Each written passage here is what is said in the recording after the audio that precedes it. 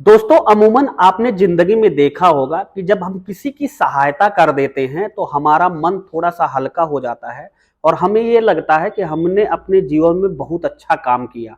लेकिन पिछले कुछ समय से आप देख रहे हैं, विशेष करके जब से लोगों के बीच में हाथों में मोबाइल पहुंच गया है और स्मार्टफोन का जमाना आ गया है, तब से एक चीज आप देखते होंगे कि रोड पे चाहे कोई एक्सीडेंट हो रहा हो या हमारे आसपास कोई घटनाएं घट रही हो, उसमें अब लोग किसी की सहायता नहीं करना चाहते हैं, बल्कि घटनास्थल पर पहुंचकर उसका वीडियो बनाना बहुत अच्छा समझते हैं और सहायता करने को तो दूर ही छोड़ दीजिए। दोस्तों इसके पीछे बहुत सारे कारण ऐसे भी हैं जिसकी वजह से लोग अब किसी की सहायता नहीं करना चाहते हैं, क्योंकि कई बार आपने देखा होगा कि जब हम किसी की सहायता करते हैं तो बदले में उसका जो फल मिलता है वो कहीं ना कहीं गलत तरीके से मिलता है। दोस्तों जो मैं आज आपको सच्ची कहानी सुनाने चल रहा हूं, ये कहानी भी इसी सहायता पर आधारित है। जब एक 62 साल के बुजुर्ग ने एक मजबूर महिला की सहायता की, लेकिन उस मजबूर महिला के सहायता करने का फल जो 62 साल के बुजुर्ग को मिला, उसके बारे में पूरी कहानी सुनकर आप दंग रह जाएंगे। और आपका किसी का मदद करने का मन अगर कर भी रहा है तो एक बार आप बहुत सोच समझकर मदद करेंगे। नमस्कार, प्रणाम, आदाब, शास्त्रीय काल, क्या हाल चाल। उम्मीद है आप स्वस्थ होंगे और मस्त होंगे। दोस्तों कहानी में आगे बढ़ेंगे, पर कहानी में आगे बढ़ने से पहले आपसे मेरा छोटा सा विनम्र अनुरोध कि अभी तक आपने चैनल को सब्सक्राइब नहीं किया है तो चैनल को सब्सक्राइब कर लेना और साथ में बेल आइकन की बटन को प्रेस कर लेना, ताकि जब भी मैं ऐसी सच्ची कहानियां अपलोड करूं तो आपको उसका नोटिफिकेशन आसानी से मिल जाए। आइए बिना देरी के कहानी को शुरू कर। दोस्तों जो मैं आज आपको सच्ची कहानी सुनाने चल रहा हूं, ये कहानी है भारत का एक राज्य पड़ता है हरियाणा, और हरियाणा का ही एक जिला पड़ता है कैथल। इसी कैथल के एक गांव में एक परिवार रहता है जिसमें कुल रहने वालों की संख्या 2 है। यानी एक बुजुर्ग पिता जिसकी उम्र करीब 62 साल है और उसका एक बेटा जिसका नाम दीप है, जिसकी उम्र करीब 25 साल की है। दीप की मां का कई साल पहले बीमारी से निधन हो गया था। अब घर में सिर्फ दीप और दीप के पिताजी ही बचे थे, क्योंकि दीप की उम्र अभी महज 25 वर्ष की थी, तो दीप की अभी शादी नहीं हुई है। घर में जो भी खाना पीना बनता था वो दीप ही बनाता था। अपने इस 62 साल के पिता की देखरेख दीप ही करता था। लेकिन दीप के पिताजी उस गांव के जमींदार थे। कहने का मतलब दीप के पिताजी के पास अच्छी खासी प्रॉपर्टी थी। दोनों लोग अच्छे से अपनी जिंदगी गुजार रहे थे। अपने पिताजी से 6 दिसंबर 2023 को ये कहा कि पिताजी मुझे कुछ मार्केट से सामान लेने जाना है, तो मैं वहां पे जा रहा हूं, आपको खाना वाना बना के खिला ही दिया है। दीप सामान लेने चला जाता है और सामान लेकर करीब 1 घंटे बाद जब अपने घर आता है तो देखता है कि घर का जो मेन दरवाजा है वो बंद है। अब वो अपने घर के दरवाजे पर कई बार हाथ मारता है और अपने पिताजी को कई बार आवाज भी देता है, लेकिन घर के अंदर से कोई आवाज नहीं आ रही थी। लिहाजा जब अंदर से घर का दरवाजा नहीं खुलता है और पिताजी को दीप कई बार आवाज देता है और पिताजी अंदर से कोई भी प्रतिक्रिया नहीं करते हैं, तब दीप को शंका हो जाती है कि आखिर क्या मामला है कि पिताजी इतनी गहरी नींद में कभी नहीं सोते थे। 1-2 बार आवाज दो तो वो जग जाते थे। आपने अमूमन देखा होगा जब व्यक्ति वृद्धावस्था में पहुंच जाता है तो वो बहुत जागरूक हो जाता है इन चीजों में। यानी कि आप उसे थोड़ी सी भी आवाज देंगे तो बहुत जल्दी उठ जाएगा, बहुत जल्दी चीजों को कैच करेगा, क्योंकि वो पूरी जिंदगी अपनी जी चुका होता है। तो पिताजी जब अंदर से अब भी कुछ नहीं बोल रहे थे, तो लिहाजा दीप को शक हो गया कि पिताजी आखिर कहाँ चले गए। तो पिताजी को ढूंढने के लिए उसने घर के सामने ही एक कमरा बना हुआ था, वही कमरे के सामने ही एक खिड़की लगी हुई थी। जब वो खिड़की से अंदर झांकता है तो देखता है कि उसके पिताजी एक रस्सी जो कि पंखे में डाल रहे हैं और उन्होंने वो रस्सी अपने गर्दन में भी फंसा ली है। अब वो सारा मैटर समझ जाता है कि पिताजी तो अब सुसाइड करने वाले हैं। अब ये सब देखकर दीप के पैरों के नीचे की जमीन खिसक जाती है। अब वो तेजी तेजी से दरवाजे को ठकठकाना शुरू करता है कि पिताजी रुक जाओ, पिताजी रुक जाओ। पिताजी पूरी तरीके से अपनी जान पर बाजी लगा चुके थे और उन्होंने अपने गर्दन और पंखे में रस्सी डाल ली थी। दीप के इस चिल्लाहट का पिताजी के ऊपर कोई असर नहीं हो रहा था। अब दीप तेजी तेजी से रोने लगता है और काफी तेजी तेजी से चिल्लाने लगता है। अब गांव में इस मोहल्ले के जितने भी व्यक्ति थे वो सब इकट्ठा हो जाते हैं। दीप पास में पड़ी ईंट को लेकर आता है और वहां पर जब भीड़ इकट्ठा हुई तो भीड़ भी अपने हाथों में कोई न कोई औजार लेकर इस दरवाजे को तोड़ती है। कुशल बात ये रही कि उसके पिताजी अभी फंदे पर नहीं झूले थे। जब वो अपने पिताजी को उस तख्त से नीचे उतारता है, अब उसके पिताजी उसको गले लगाकर काफी तेजी तेजी से रोने लगते हैं। अब दीप अपने पिताजी से पूछता है कि आखिर पिताजी ऐसी क्या बात हो गई जो आप इतना भयानक कदम उठाने जा रहे हो। आपकी उम्र 62 साल हो चुकी है, आप ऐसा कृत्य करने क्यों जा रहे हो। जब दीप के पिताजी कहते हैं बेटा मैं सब कुछ बताऊंगा लेकिन मुझे सामान्य होने का थोड़ा सा टाइम दो। शाम तक मोहल्ले की पूरी भीड़ अपने अपने घरों को चली जाती है।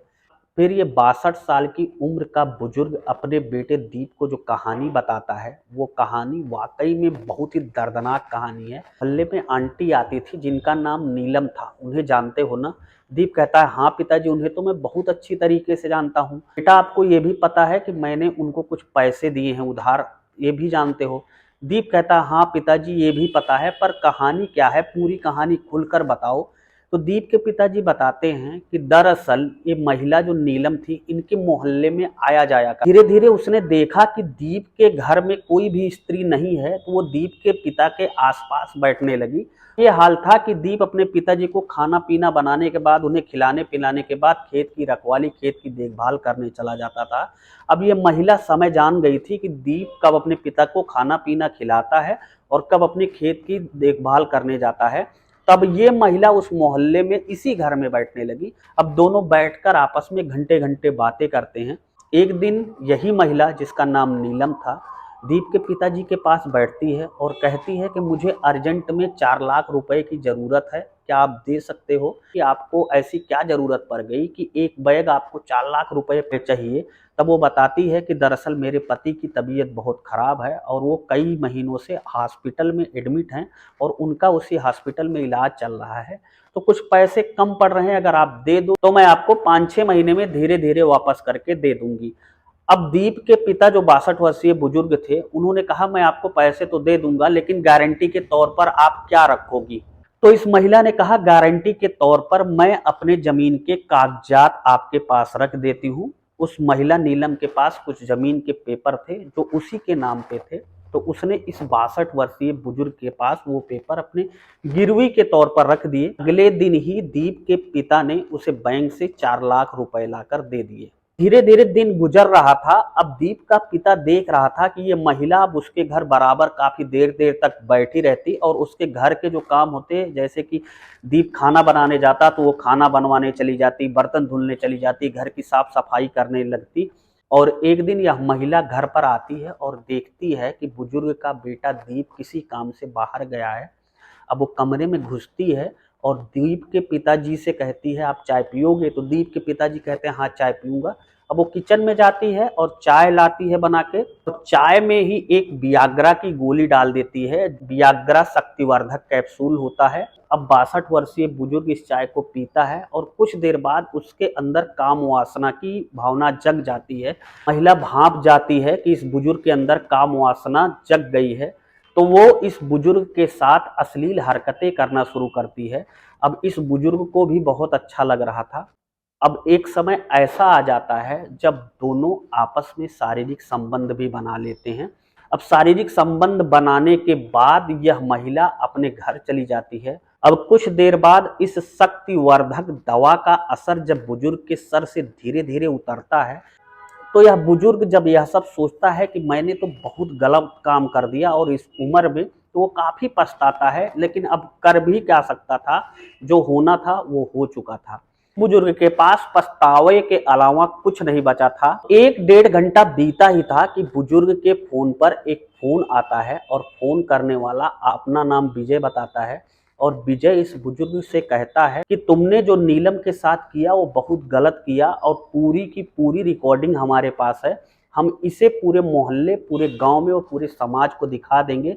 अब सोचो तुम्हारी क्या इज्जत रह जाएगी। बुजुर्ग गिड़गिड़ाता है, रोता है और कहता है कि नहीं भाई ऐसा मत करना, तुम जो कहोगे मैं तैयार हूँ। जिसके साथ अभी कुछ देर पहले वो शारीरिक संबंध बनाया था, नीलम से बात कराता है।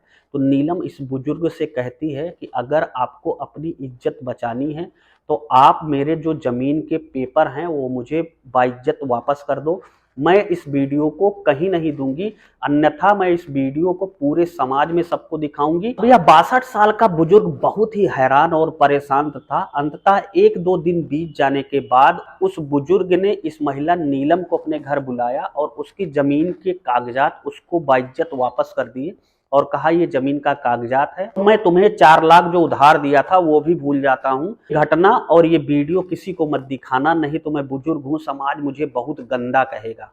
अब महिला अपने घर वापस चली जाती है और शाम को फिर इस बुजुर्ग को कॉल करती है और कहती है कि मुझे तुम 10 लाख रुपए की व्यवस्था करो, नहीं तो मैं इस वीडियो को सबको दिखा दूंगी। वो एक मध्यम परिवार का हो और जिसके पास खेती बाड़ी बहुत हो, लेकिन 10 लाख रुपए इतना जल्दी वह आदमी कहाँ से इकट्ठा कर पाएगा। अब यह बुजुर्ग धीरे धीरे पैसों का जुगाड़ करने लगता है। जुगाड़ करते करते 1 हफ्ते बीत चुके थे और 1 हफ्ते के दौरान यह महिला उसके ऊपर भयानक तरीके से दबाव बना रही थी। और 5 दिसंबर 2023 को जब ये महिला फिर से इस बुजुर्ग को फोन करके 10 लाख रुपए उगाही करना चाहती थी और कहती है कि 1 हफ्ते बीत गया है, आपने पैसा नहीं दिया, अब आप पैसा नहीं दोगे तो मैं शाम तक आपकी वीडियो को सारे समाज को दिखा दूंगी और सोशल मीडिया पर इसको वायरल कर दूंगी, जिसके जिम्मेदार सिर्फ आप होंगे। बुजुर्ग के पास कोई रास्ता नहीं था। इस दौरान उनका बेटा दीप जब जैसे ही बाजार किसी काम से जाता है, बुजुर्ग अपने कमरे में घुसकर अपनी जीवन लीला समाप्त करने के लिए फांसी लगाने का प्रयास करते हैं, लेकिन ऐन वक्त पर उनका बेटा आ जाता है और उनकी जीवन लीला समाप्त होने के पहले ही उनका बेटा उन्हें बचा लेता है।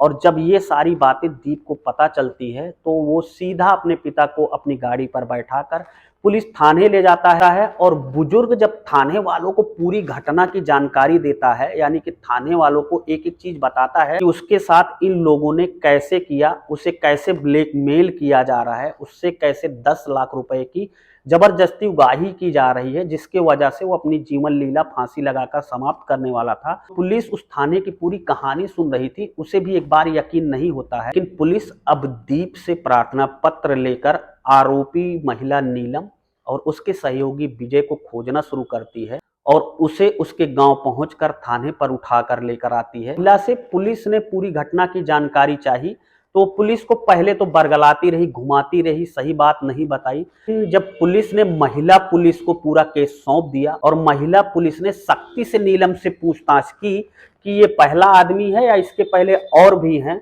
ने पूरी सच्चाई बयां कर दी। नीलम ऐसे ही बुजुर्गों को टारगेट करती थी और इसी तरीके से ब्लैकमेलिंग करके उनसे अच्छा खासा धन उगाही करती थी। लिहाजा पुलिस ने महिला नीलम और उसके सहयोगी विजय को गिरफ्तार करके जेल भेज दिया। और जब ये घटनाक्रम उस थाने से मीडिया और social media, electronic media, print media पर पहुंचा तो लोगों के मुंह से बस एक ही बात निकली कि मदद करना बुरी बात नहीं है, लेकिन जब भी आप सामने वाले किसी भी व्यक्ति की मदद करने जा रहे हैं तो एक बार किसी की सोच समझकर मदद करें।